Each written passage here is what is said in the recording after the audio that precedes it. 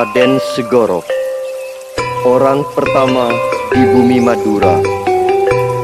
Desa Nepa sekarang terletak di Kewedanan Ketapang, Kabupaten Sampang, di pantai sebelah utara Pulau Madura, dan tempat itu sekarang banyak keranya.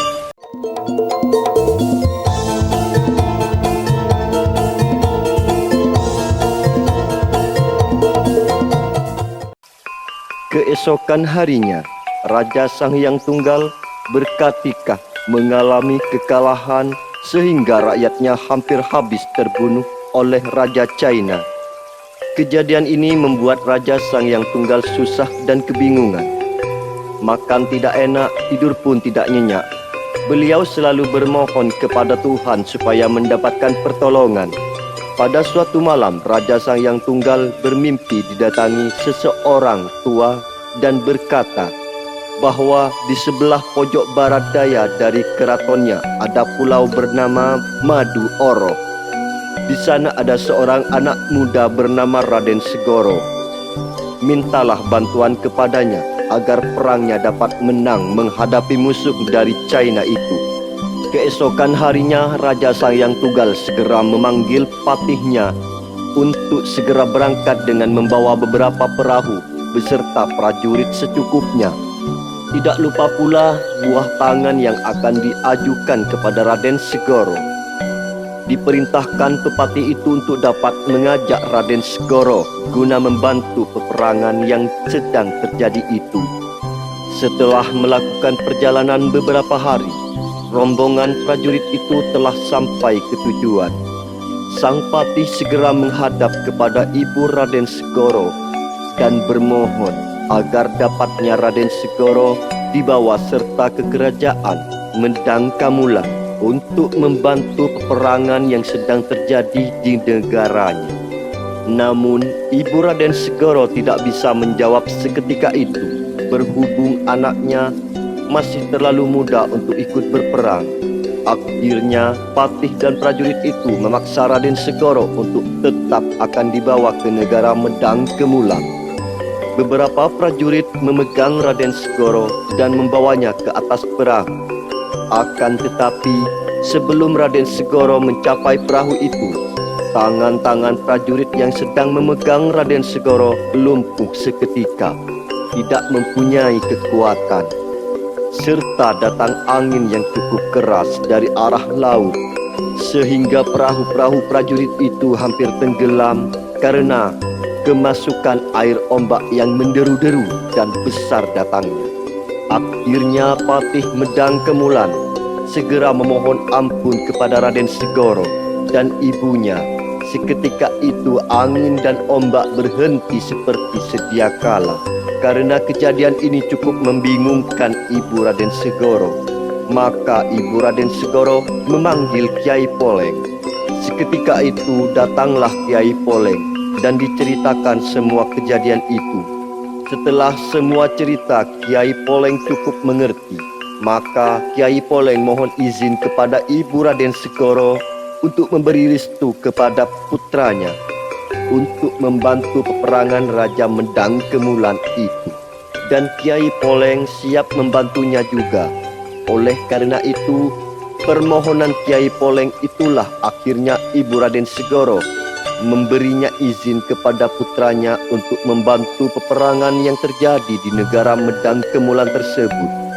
Dengan seizin ibunya, Raden Segoro turut beserta bersama para prajurit menuju negara Medang Kemulan. Sedangkan Kiai Poleng turut serta namun tidak dapat dilihat oleh mata telanjang semua prajurit itu, kecuali Raden Segoro saja.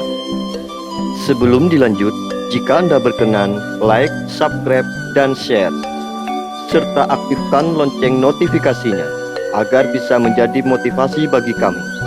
Sesampainya di negara Medang Kemulan, peperangan antara prajurit Medang Kemulan dengan prajurit dari China masih terus berkecamuk.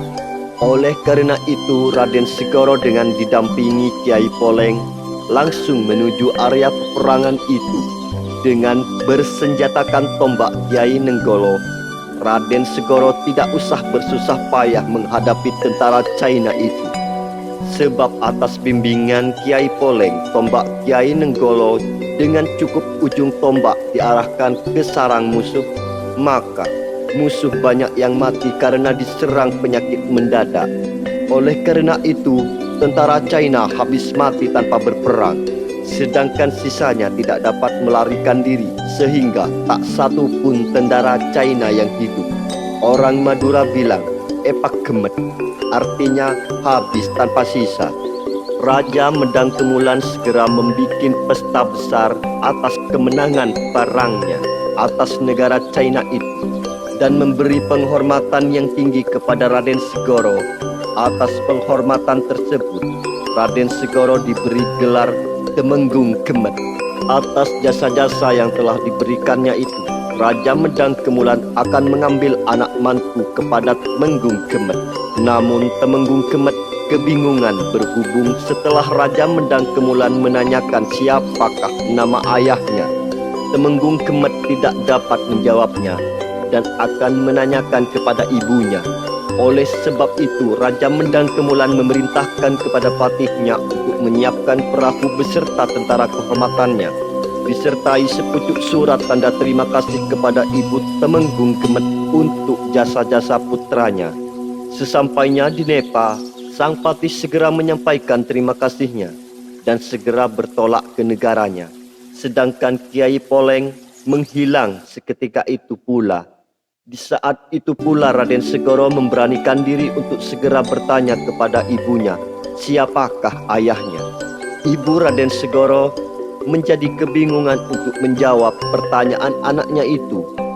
Akhirnya beliau menjawab bahwa ayahnya adalah seorang siluman.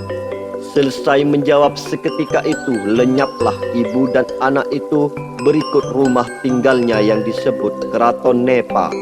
Demikian hikayat penduduk Tanah Madura, di mana oleh orang tua hikayat ini dijadikan cerita turun-temurun kepada anak cucu untuk suri teladan bahwa kepahlawanan Raden Segoro terhadap orang tuanya dapat membalas hutang eyangnya yang telah menghinakan ibunya dengan balasan yang lebih baik.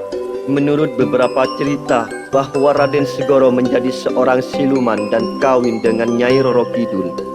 Setelah berselang beberapa tahun kemudian, tombak Kiai Nenggolo dan tombak Kiai Alugoro diserahkan kepada Pangeran Demang Pelakaran atau disebut Kiai Demong sebagai Bupati Arosbaya Bangkalan, dan hingga saat ini kedua tombak tersebut menjadi pusaka Kabupaten Bangkalan.